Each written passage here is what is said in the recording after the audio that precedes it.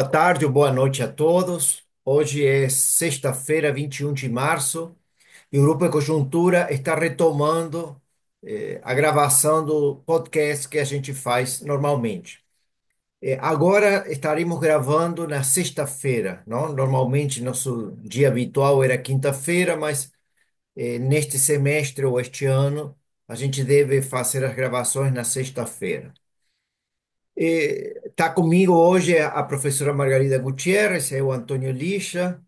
Eh, Temos alguns temas para discutir, não? Depois de um mês que a gente não gravou, se acumularam temas e discussões, debates que podem ser interessantes. Eu vou iniciar fazendo um debate ou apresentando algumas ideias sobre o cenário internacional, tá? Já temos 2 meses do governo Trump, ele assumiu dia 20 de janeiro, hoje é dia 21 de março, 2 meses do governo Trump. A gente já, no final de janeiro, tínhamos apresentado algumas características. Eu gostaria de destacar só alguns aspectos mais gerais e discutir algumas pequenas consequências, tá? Quando a gente pensa na política econômica ou na economia do Trump, a gente pensa que a gente está entrando numa espécie de economia do conflito, tá? A palavra conflito aparece normalmente. É claro que na economia do conflito é uma economia onde aparecem algumas especificidades. É um pouco diferente do que seria a economia em tempos normais, para falar de alguma forma. O tema central é que quando tem conflito, aparecem novos temas ou novas preocupações. Ou seja, a gente tem que ter estratégias diferentes, tá? Por exemplo, aparece a ideia de segurança nacional, que está sendo colocada no centro do governo Trump. Segurança nacional significa que podemos ter algumas inseguranças, tanto na área comercial, quanto na área financeira, quanto na área de geopolítica. O que significa de que você pode, em algum momento do conflito, aparecerem alguns custos adicionais ou efeitos não deseados, não desejados.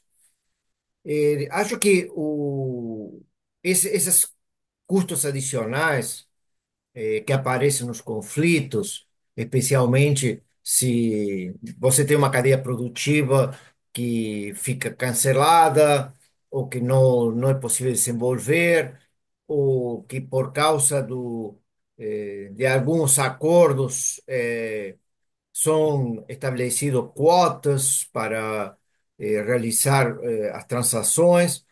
Tudo isso aparece como se o que a gente na economia chamaria de uma externalidade negativa, não? Aumentos de custos e de preços que afetam a eficiência, não? Da economia. E você tem que se preparar para isso, tá? Especialmente porque não está claro quais serão os setores estratégicos que farão parte do conflito, ou seja, quais serão os bens sobre os quais serão definidos essas escassezes relativas que aparecem nos conflitos, tá? E até onde podem aumentar os preços desses bens ou de alguns serviços, tá? Então, isso ainda está numa situação de bastante incerteza, mas você começa a se preparar pensando que devem existir setores estratégicos que você deveria cuidar de alguma forma especial. O outro tema que é importante nesse tipo de economia do conflito é a resiliência que possa ter os países para resistir conflitos mais longos, tá? Então, se não vai conseguir importar alguns insumos que são importantes para ter um sistema produtivo, você deve começar a produzir isso. Isso está acontecendo não só nos Estados Unidos, mas também países europeus, como França, começam a pensar em substituição de importações para garantir uma certa resiliência se o conflito se alastrar. Também tem outros temas que são importantes, sobre se você vai. Um ponto que é importante é saber se você quer eh, dissuadir o conflito, ou seja, evitar o conflito e tratar de que ele não aconteça. Para isso, você pode mostrar uma certa força potencial, algumas coisas assim. O outro ponto de vista é se você acha que ele é inevitável ou se você já está dentro do conflito, tá? Nesse caso, as estratégias são diferentes, tá? Todos esses pontos, é um pouco para destacar as incertezas que existem sobre na economia americana e na economia internacional sobre conflitos, não? Ou seja, eh, até onde, pois, em caso de conflito, até onde sobem os preços, qual é a capacidade de resiliência dos países, os países estão dispostos realmente a entrar em conflito mais agressivos ou não. Por outro lado, os conflitos têm fases diferentes, não? Podemos ter uma fase inicial onde os distintos setores só ficam procurando aprender ou compreender o que que o outro pode fazer e, em consequência, ter poucas situações de agressividade ou o conflito pode escalar depois em algum outro momento. Então, temos fases também. Todas essas incertezas têm afetado a economia americana e a economia internacional. Então, o que a gente percebe rapidamente, então, uma economia americana em desaceleração, ou seja, já estava um pouco, o ciclo econômico já mostrava que existiria alguma desaceleração este ano da economia americana, mas essas incertezas e problemas estão reduzindo ainda mais as previsões de crescimento para a economia americana este ano. Em contrapartida, o que está acontecendo em outros lugares do mundo, não? Ou seja, a economia chinesa está tendo uma revisão do crescimento de seu PIB para cima, não? Provavelmente no caso da China de 4 para 4,5, no caso da Alemanha também para cima, de 1% para 1,5%. Tá? Então pode ser que a economia americana este ano não cresça mais que seus concorrentes, como tem acontecido nos últimos anos. Tá? O outro ponto que é importante para eh, a dinâmica econômica é a taxa de inflação, e a gente vê de que, ainda que o aumento de tarifa significa aumento de preços de uma vez só, tá? Tem os efeitos secundários, não? Toda a transmissão desses aumentos para outros setores que podem gerar uma dinâmica inflacionária um pouquinho mais acelerada. De fato, a revisão está tendo uma revisão do crescimento da inflação americana para cima, tá? E, em consequência, uma discussão sobre a política monetária americana, não? Em que medida é possível continuar reduzindo essas taxas de juros, tá? E esses temas são temas que, sobre os quais existe muita controvérsia devido à enorme incerteza. E temos um terceiro ponto de vista, outras implicações, que são seus efeitos para países emergentes como nós, tá? Se a gente está vendo as últimas semanas, os últimos 10 dias, a gente está vendo aqui um fluxo de capitais positivos, entrada de capitais no Brasil, se for o caso, uma certa redução da taxa de câmbio, tá? Uma melhora no Ibovespa, nos ativos financeiros.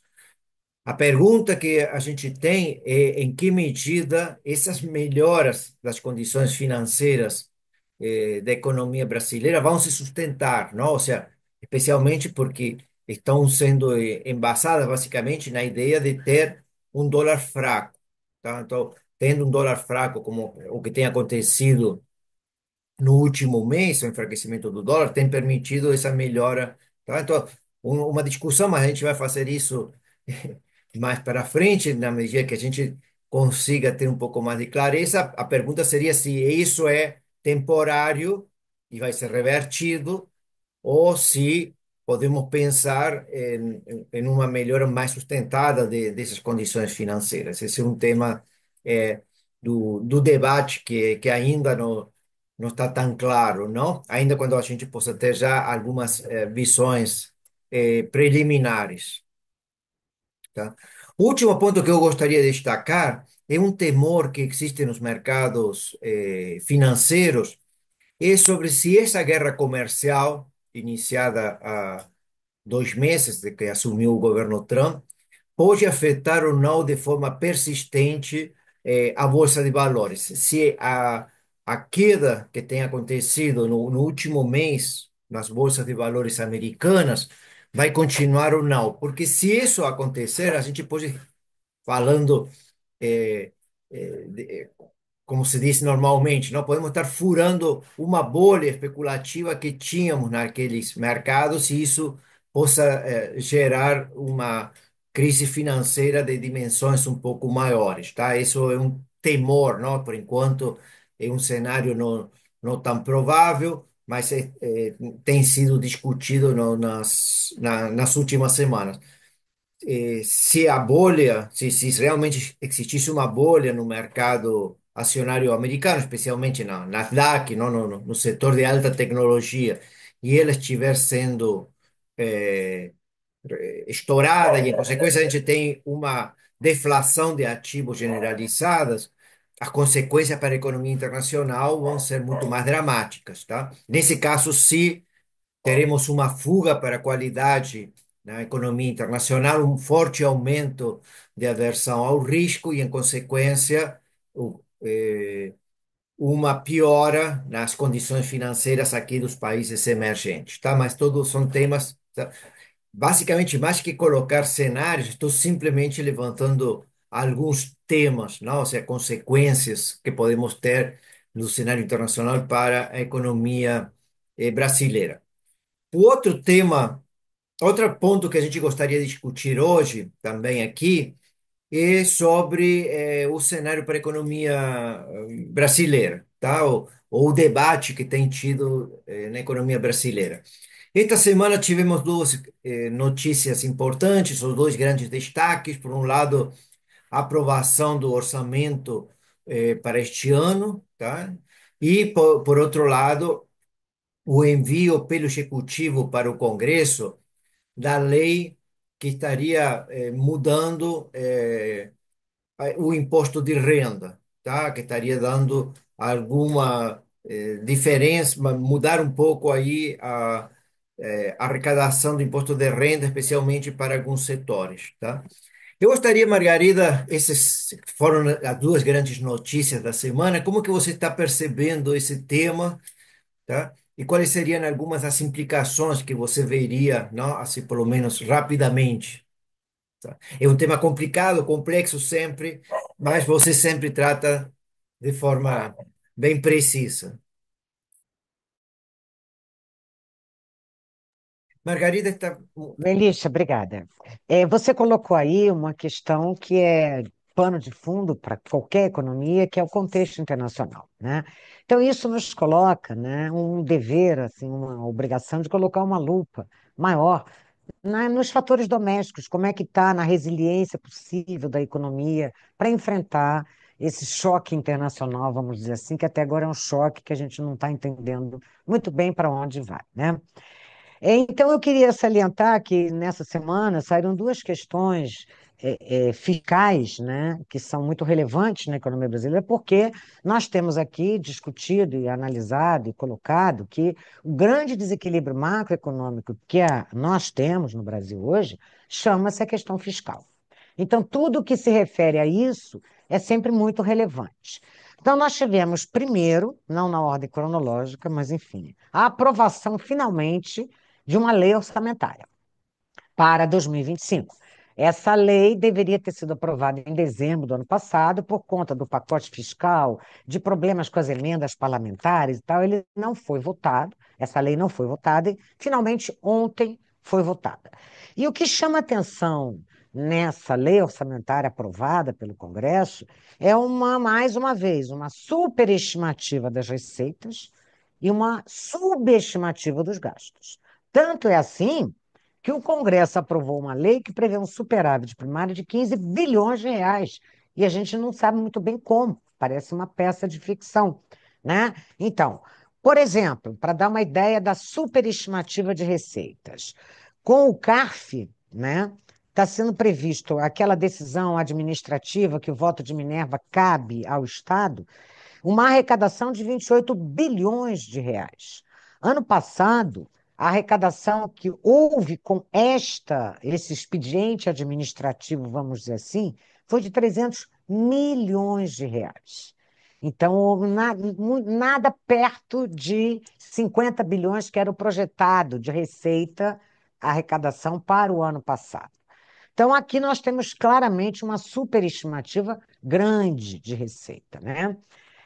E, por outro lado, uma subestimativa nos principais gastos primários do governo central, que respondem por quase 50% do gasto primário, que são gastos com INSS e gastos com BPC. De novo, falando aqui, os gastos com BPC ano passado, benefício da prestação continuada, cresceram 17% acima da inflação. E isso tem a ver com a regra do salário mínimo e com o envelhecimento da população brasileira, né? Claro, tem sempre pessoas que estão recebendo indevidamente e cabe ao Estado filtrar isso e impedir que isso ocorra. Mas o fato é que é uma despesa que tende a crescer cada vez mais e elas estão superestimadas, subestimadas. Com isso, o orçamento, essa peça orçamentária, conseguiu incluir um aumento do auxílio gás, no valor de 3,6 bilhões de reais, estavam previstos 600 milhões no primeiro projeto, né, no projeto de lei orçamentária, e ontem chegou-se a esse número, porque o Lula resolveu aumentar o número de beneficiários desse programa para 20 milhões de brasileiros. E o programa Minha Casa Minha Vida também recebeu um aumento aí possível de gasto de 20 bilhões de reais através do Fundo Social e de uma outra rubrica que estava lá, enfim, que pôde ser passada. É, ao mesmo tempo, as emendas parlamentares inseridas como gasto são de 50 bilhões de reais, podendo chegar a 61 bilhões de reais. Então, tudo parece assim, foram encaixados gastos adicionais importantes, né? Por conta de uma superestimativa de receita e uma subestimativa de outros gastos. O programa Pé de Meia, que vai consumir 11 bilhões de reais, ele não foi encaixado no orçamento, ele ainda continua fora do orçamento. O TCU, o Tribunal de Contas da União, obrigou esse gasto a entrar no orçamento, mas o governo ainda não inseriu. O governo tem até, na verdade, menos de 120 dias úteis, né? Transcorrido já o prazo do TCU, mas ele ainda não está inserido no orçamento. Então, na verdade, nós temos uma peça orçamentária que está mais próxima de algo que não corresponde a uma realidade, tanto pelo lado da receita, como pelo lado do gasto, e, consequentemente, a uma previsão de um superávit primário de 15 bilhões de reais. Bom, então essa é a primeira notícia. A segunda notícia se refere ao aumento da faixa de isenção do imposto de renda para quem ganha até 5 mil reais, né?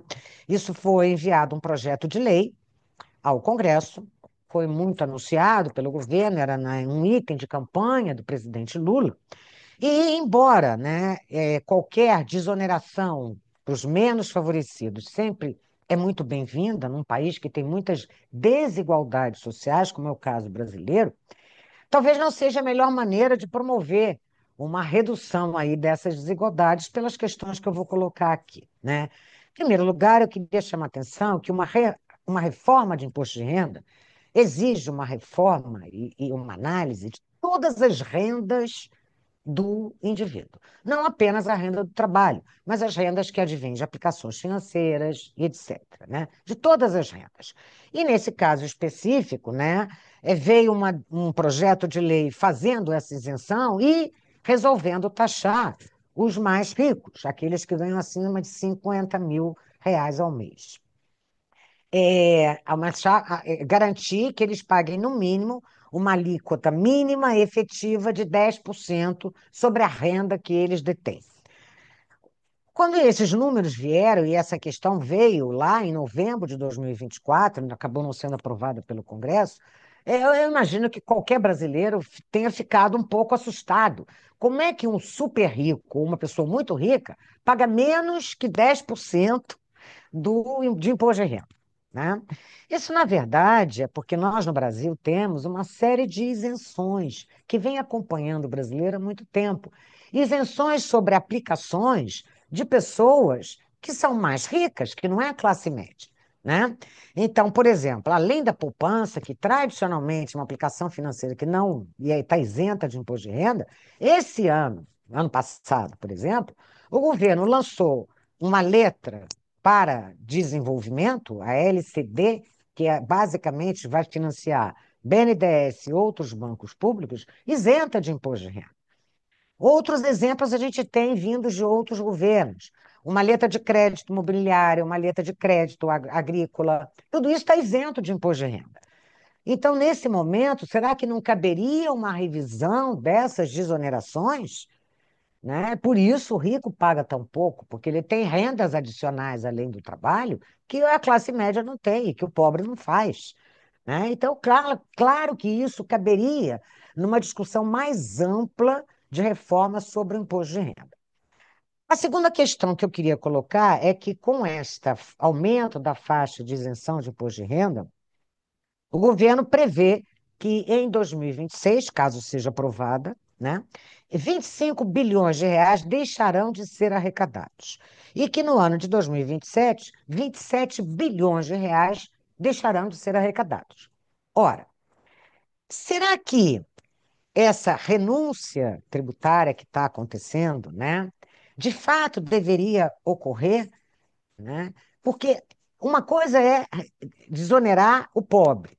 Quando a gente fala dessa isenção até a faixa de R$ 5.000, considerando que o salário médio das rendas do trabalho, né? O rendimento médio advindo do trabalho, o último dado da PNAD contínua diz que o rendimento médio de origem trabalho era de R$ 3.700. Então, essa é uma medida que vai muito além de beneficiar o pobre. O pobre já está isento do pagamento de imposto de renda, com aquela faixa de 2 salários mínimos. Com essa medida, quem ganha entre R$ 5.000 e R$ 7.000 vai ter uma isenção parcial do rendimento do imposto de renda, né? Então, com isso, de acordo com as estatísticas do próprio governo, 90% dos brasileiros ou não pagarão nenhum imposto de renda ou pagarão parcialmente imposto de renda. E 65% dos brasileiros não pagarão nenhum imposto de renda. Tem alguma coisa errada, ou a regra ou a exceção. É muita gente para não pagar imposto de renda, né? Será que, de fato, o governo. É claro que quando a gente discute regressividade, que é uma qualidade ruim, é um defeito do sistema tributário, qualquer manual de macroeconomia diz: olha, o sistema tributário tem que ser progressivo. Paga uma alíquota maior quem ganha mais, evidentemente. É uma questão de justiça tributária. Então, claro que o governo tem que ir atrás, sim, dessas classes de renda mais altas, que ganham acima de 50 mil, 60 mil, o que for, e fazê-los pagar um imposto de renda, efetivamente, uma alíquota efetiva maior. Claro que sim. Mas será que isso não poderia, então, ser usado não para compensar essa faixa, a ampliação da faixa de isenção, mas para reduzir o déficit primário? Um país que tem um problema fiscal tão grave como a gente tem, uma trajetória imprevisível para a dívida pública, um déficit primário, né? E um pagamento de juros exorbitante, um risco fiscal enorme. Será que essa não seria a melhor opção? Ou, eventualmente, alocar esses recursos dos mais ricos para áreas que a gente sabe que precisam de mais recursos, como saúde.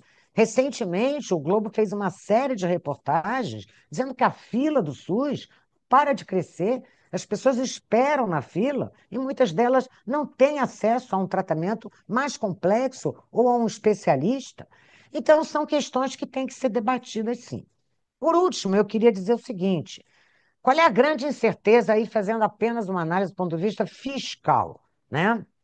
Não levando em conta tudo isso que eu coloquei. Qual é o grande risco que se tem com esse projeto de lei? É que o Congresso desidrate essas compensações, né? Então, o Mota, que é o presidente da Câmara, já disse: olha, a taxação de dividendos é um tema espinhoso na economia brasileira. As empresas já pagam muito imposto, então isso tem que ser discutido. Também junto com o imposto de renda das empresas, de pessoas jurídicas. Então, é um tema muito complexo, né? Então, será que o Congresso vai, de fato, aprovar essa taxação, essa compensação, como o governo está sugerindo, caso ele não consiga fazer isso e não aprove isso, e aí? Então, aí a gente vai ter um problema grande, né? Esse projeto vai ser aprovado em que circunstâncias? E uma outra discussão que está ganhando um corpo cada vez maior é que estados e municípios eles vão perder aí uma receita garantida.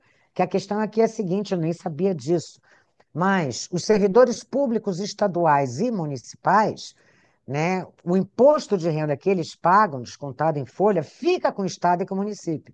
E, eventualmente, uma gama importante desses servidores vai deixar de pagar imposto de renda, vai estar isento, vai entrar na faixa da isenção.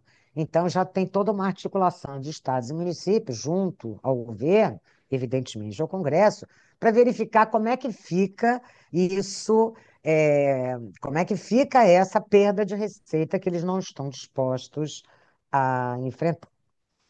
Bom, gente, então eu diria que é uma medida que beneficia mais a classe média e não o pobre, né? E que ela deveria vir num contexto de uma revisão mais ampla de todos os impostos que incidem sobre todas as rendas, e não apenas dessa maneira. Mas era isso, Liz. Tá. Bom, vamos a continuar discutindo esse tema, com certeza, não, Margarida? É um tema que ainda não foi, digamos, está iniciando seu debate no Congresso, não? Provavelmente ele possa ser modificado no Congresso, não? Existe essa possibilidade, já existem várias posições sobre isso, não? Né? O Congresso já começou a se mexer. O governo diz que até meados do ano isso terá sido votado, mas o Mota sinalizou que só lá para o final do ano. É, São temas espinhosos, diz, que mexem, né, com uma classe de pessoas que é muito bem equipada, sabe fazer muito bem para pagar menos imposto de renda. Agora, eu insisto que isso deveria vir num contexto mais amplo, né? tá. Com certeza o tema tributário a gente retomará em outras oportunidades, não? E assim como o orçamento, a discussão do orçamento, sua evolução, não? Simplesmente ontem foi aprovado o orçamento deste ano. Agora só para as pessoas entenderem, foi aprovado pelo Congresso. Isso é lei, quer dizer, é lei quando o presidente da República sancionar. Então poderá haver alguns vetos e tal. Mas tudo que foi aprovado pelo Congresso foi previamente muito discutido com o governo. Então a impressão que se tem, a perspectiva é que não haja vetos importantes. Aí então o Lula vai fazer um decreto de execução orçamentária, que é a peça orçamentária que vai guiar receita e gasto e vai guiar a condução do orçamento ao longo desse ano. Vamos ver como continuam então esses temas fiscais, assim como o tema internacional que eu tinha comentado inicialmente. Nós agradecemos a todos que tenham assistido, tá? Convido vocês a semana que vem a participar novamente de nosso podcast. A gente agradece o fato de terem assistido a gente. Um abraço para todos, tá? Até mais.